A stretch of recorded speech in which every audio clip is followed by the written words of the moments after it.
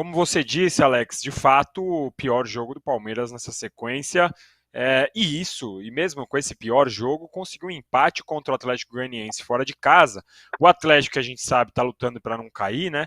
Mas tem um time que poderia estar numa posição melhor ali. Eu até olhando esse time, olhando a posição do Atlético Goianiense, eu entendo que o calendário interferiu muito, porque o Atlético Goianiense até determinado ponto estava ali focado, concentrado, achando que tinha chances de ganhar a Sul-Americana, né? Acabou eliminado nas fases finais.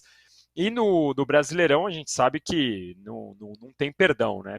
Os pontos que você perde ali nas primeiras rodadas, eles são cobrados agora. Então, claro, é um time que melhor do que sugere a tabela, mas ainda assim o Palmeiras poderia, claro, ter vencido essa partida, não pelo que fez em campo, eu concordo com você que não mereceu, mas pela diferença dos dois times, né?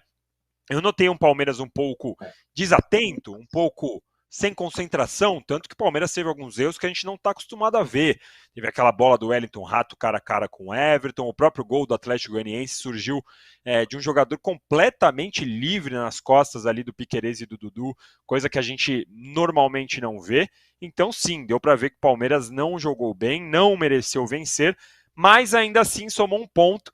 E fazendo uma conta aqui, até já fazendo o tradicional jabá da minha coluna, eu coloquei lá que a taça segue nas mãos, porque o Palmeiras tem então agora 10 pontos de vantagem, eram 12, né?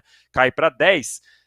Com 21 pontos de disputa, isso significa que se o Internacional ganhar os 7 jogos que restam, o que eu acho bem improvável, o Palmeiras precisaria ganhar 4. Se o Internacional perder um joguinho sequer, o Palmeiras precisa ganhar 3. Sendo que tem Avaí dentro de casa, tem o São Paulo, que por mais que seja clássico, a gente sabe que o Palmeiras normalmente vence o São Paulo, agora ainda mais com o jogo no Allianz Parque, por conta do cancelamento do show do Coldplay. Então, claro, a gente vai comentar aqui, não foi um jogo ideal, mas dentro das circunstâncias, com a gordura adquirida, um resultado que não dá para a torcida ficar de cabelo em pé, viu, Alex Miller? Não, não dá, não dá. E ainda analisando esses próximos adversários do Palmeiras, você tem até o Atlético Paranaense, que numa condição normal, você poderia ter muita dificuldade para ganhar o jogo lá na Arena da Baixada. Só que as coisas estão tão favoráveis ao Palmeiras nessa reta final, que esse jogo vai acontecer sendo o último jogo do Atlético Paranaense antes da final da Libertadores. Vai ser numa terça, dia 25, e a final da Libertadores é sábado, dia 29. Ou seja, o Felipão, eu não tenho dúvida nenhuma de que vai mandar a campo contra o Palmeiras nessa terça-feira, dia 25, o time Z do Atlético Paranaense. Se puder colocar o Gandula em campo, ele coloca, para não usar os jogadores do Atlético pensando na decisão da Libertadores. Então, o Palmeiras, de fato, só adia um pouquinho aquela condição de em qual rodada matematicamente ele vai sacramentar a conquista do Endeca Campeonato Brasileiro. Porque na matemática poderia até ser contra o Avaí se o Palmeiras tivesse ganho hoje. Aí teria que ganhar do São Paulo e do Avaí, e o Inter perdendo um dos seus 2 próximos jogos, e os 2 são fora de casa, né?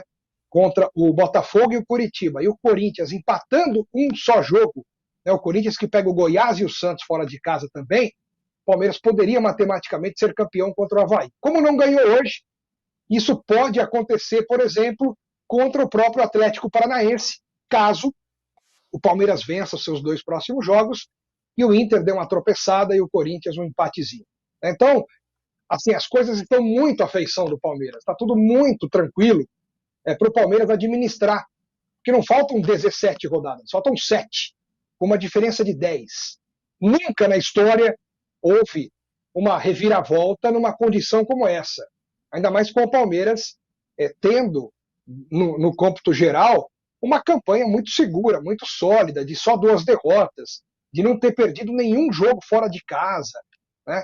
Então, realmente é uma situação muito, muito, muito, assim, quase impossível de o Internacional, por exemplo, ou até o próprio Corinthians terem alguma esperança de reverter a situação.